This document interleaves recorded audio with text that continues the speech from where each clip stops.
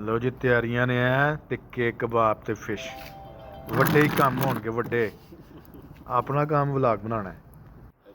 ਅੱਛਾ ਜੀ ਹੁਣ ਅਸੀਂ ਆਪਣੇ ਆਪ ਨੂੰ ਇੰਟਰੋਡਿਊਸ ਕਰਾਉਣ ਲੱਗੇ ਆ। ਇੱਧਰ ਵੇਖੋ ਰਿਜ਼ਵਾਨ ਭਾਈ ਨੇ ਫਰਾਮ ਕਸ਼ਮੀਰ। आप खुद ही करवा देना। ਨਹੀਂ ਨਹੀਂ ਭੈਣ ਤੁਸੀਂ ਹੁਣ ਦੱਸੋ ਆਪਣੇ ਬਾਰੇ ਚ ਕਿੱਥੋਂ। रिजवान नाम है जी मेरा। मैं इधर अली साहब के साथ ही होता हूँ, तो कश्मीर से हूँ बेसिक। ਅੱਛਾ ਜੀ ਇੱਧਰ ਸਾਡੇ ਸੇਫਟੀ ਅਫੀਸਰ ਸਾਹਿਬ ਨੇ। ਹਾਂਜੀ सर। अली साहब मेरा नाम मोहम्मद आसिम है, बहुत बार पहले तरफ हो चुका है। मैं मुल्तान तो बिलोंग करता और इतने ਅੱਛਾ ਮੁਲਤਾਨ ਦੀਆਂ ਸਰ ਚੀਜ਼ਾਂ ਕਿਹੜੀਆਂ ਕਿਹੜੀਆਂ ਮਸ਼ਹੂਰ ਨੇ ਜ਼ਰਾ। मुल्तान दियां जी ਸੋਨ ਹਲਵਾ ਇੱਕ हाँ, ਚੀਜ਼। एक नंबर 1 दो तीन चीज़ां ने ਜਿਹੜੀਆਂ ਬਹੁਤ ਮਸ਼ਹੂਰ ਨੇ। ਇੱਕ ਮੁਲਤਾਨ ਦੇ ਆਮ ਬਹੁਤ ਮਸ਼ਹੂਰ ਆਮ ਨੇ, ਬੜੇ ਮਸ਼ਹੂਰ ਨੇ। ਬਹੁਤ ਮਸ਼ਹੂਰ ਨੇ ਆਮ। ਦੂਜਾ ਸੋਨ ਹਲਵਾ ਬਹੁਤ ਮਸ਼ਹੂਰ ਸੋਨ ਹੈ। ਹਲਵਾ ਬਹੁਤ ਮਸ਼ਹੂਰ ਹੈ। ਤੀਜਾ ਪਕਵਾਨ ਬਹੁਤ ਮਸ਼ਹੂਰ ਨੇ। ਤੇ ਸੋਨ ਹਲਵਾ ਕਿਦੋਂ ਖਵਾ ਰਹੇ ਹੋ ਸਾਨੂੰ ਫਿਰ। ਸੋਨ ਹਲਵਾ ਜਦੋਂ ਕੋਈ ਪਾਕਿਸਤਾਨੀ ਚੋਂ ਆ ਰਿਹਾ ਅੱਛਾ ਯਾਰ ਇਹ ਨਾਲ ਹੀ ਗੱਲ ਜੀ। ਤੁਸੀਂ ਦੱਸੋ ਨਾ ਨਹੀਂ ਗੱਲ ਇਹ ਤੁਹਾਡਾ ਕੋਈ ਆ ਰਿਹਾ ਤਾਂ ਅਸੀਂ ਮੰਗਵਾ। ਨਹੀਂ ਸਾਡਾ ਇਹ ਕੋਈ ਨਹੀਂ ਆ ਰਿਹਾ ਅਸੀਂ ਆਪ ਜਾਣਦੇ ਚੱਕਰ। ਹਾਂਜੀ ਉਸਤਾਦ ਜੀ ਇਹ ਬਹੂਰ ਇਹਨੇ ਸੇਫਟੀ ਫੋਰਮੈਨ ਨੇ ਦੱਸੋ ਜੀ ਹੁਣ ਆਪਣੇ ਬਾਰੇ ਚ। अस्सलाम वालेकुम अली भाई।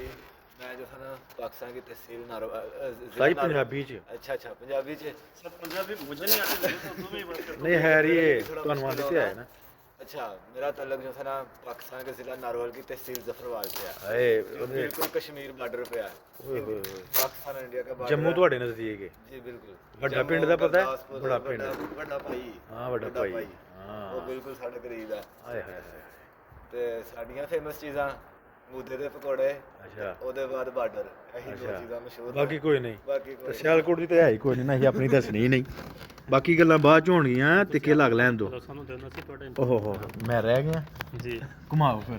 ਹਾਂਜੀ ਮੇਰਾ ਨਾਮ ਅਲੀ ਹੈ। ਤੁਸੀਂ ਇੱਕ ਮਿੰਟ ਸਾਰੇ ਇੱਕ ਮਿੰਟ ਇੱਕ ਮਿੰਟ ਅਲੀ ਸਾਹਿਬ ਤੁਸੀਂ ਸਾਰਿਆਂ ਦਾ ਇੰਟਰਵਿਊ ਲੈ ਲਿਆ ਹੈ ਤੇ ਅੱਛਾ ਤੁਸੀਂ ਆਪਣੀ ਇੰਟਰਵਿਊ ਨਹੀਂ ਕਰਵਾਇਆ। ਹੁਣ ਤੁਸੀਂ ਆਪਣੇ ਮੈਨੂੰ ਤਾਂ ਤੁਹਾਨੂੰ ਪਤਾ ਸਾਰੀ ਦੁਨੀਆ ਜਾਣਦੀ ਹੈ ਤੇ ਬਹਰਹਾਲ ਫਿਰ ਵੀ ਮੈਂ ਦੱਸ ਦਿੰਦਾ ਮੈਂ ਜੀ ਛੋਟਾ ਜਿਹਾ ਬੰਦਾ ਮਸਕੀਨ ਆਦਮੀ ਹੈ। ਅਲੀ ਮੇਰਾ ਨਾਂ ਹੈ ਤੇ ਸਊਦੀ ਅਰਬ 'ਚ ਮੈਨੂੰ 16 ਸਾਲ ਹੋ ਗਏ ਨੇ। ਮਾਸ਼ਾਅੱਲਾ ਸਾਰਾ ਸਊਦੀ ਅਰਬ ਮੈਂ ਫਿਰ ਛੜਿਆ। ਮਾਸ਼ਾਅੱਲਾ ਬੇਸਿਕਲੀ ਮੈਂ ਸਿਆਲਕੋਟ ਸ਼ਹਿਰ ਦੇ ਨਾਲ ਇੱਕ ਛੋਟਾ ਜਿਹਾ ਪਿੰਡ, ਛੋਟਾ ਜਿਹਾ ਨਹੀਂ ਕਸਬਾ ਹੈ ਸਹੀ। ਰਾਖੀਵਾਲ ਉਤੋਂ ਦਾ। ਤੇ ਮਾਸ਼ਾਅੱਲਾ। ਦੇਖ ਲਓ ਫਿਰ ਹੈ ਸਿਆਲਕੋਟ ਦੀ ਤਾਂ ਉਹ ਬੜੀ ਸਪੋਰਟਸ ਬੜੀ ਮਸ਼ਹੂਰ ਬੜੀ ਹੈ। ਮਸ਼ਹੂਰ ਹੈ ਜੀ। ਅੱਜ ਕੱਲ੍ਹ ਇਹ ਜਿਹੜਾ ਵਰਲਡ ਕੱਪ ਚੱਲਣਾ ਹੈ ਨਾ 26 ਦੇ ਵਿੱਚ, ਹਾਂਜੀ ਸਾਡੇ ਸਿਆਲਕੋਟ ਨੇ ਭੇਜਣਾ ਫਾਰਵਰਡ ਸਪੋਰਟ ਨੇ ਜਿਹੜਾ ਨਾ ਹਾਂ ਫੁੱਟਬਾਲ ਉਸ ਤੋਂ ਬਾਅਦ ਜਿਹੜਾ 36 ਦੇ ਵਿੱਚ ਉਹਦੇ ਵਿੱਚ ਵੀ ਫੁੱਟਬਾਲ ਸਿਆਲਕੋਟ ਨੇ ਭੇਜਣਾ। ਇਹ ਮਾਸ਼ਾਅੱਲਾ। ਫੈਕਟਰੀ ਸਾਡੇ ਬਿਲਕੁਲ ਨਜ਼ਦੀਕ ਹੈ। ਇਹ ਰੀਸੈਂਟਲੀ ਮੇਰੇ ਖਿਆਲ ਜਿਹੜਾ ਫੁੱਟਬਾਲ ਵਰਲਡ ਕੱਪ ਹੋਇਆ ਸੀ FIFA ਵਰਲਡ ਕੱਪ ਇਹ ਵੀ ਮੇਰੇ ਖਿਆਲ ਸਿਆਲਕੋਟ ਨੂੰ ਹੀ ਸਿਲੈਕਟ ਹੋਈ ਸੀ।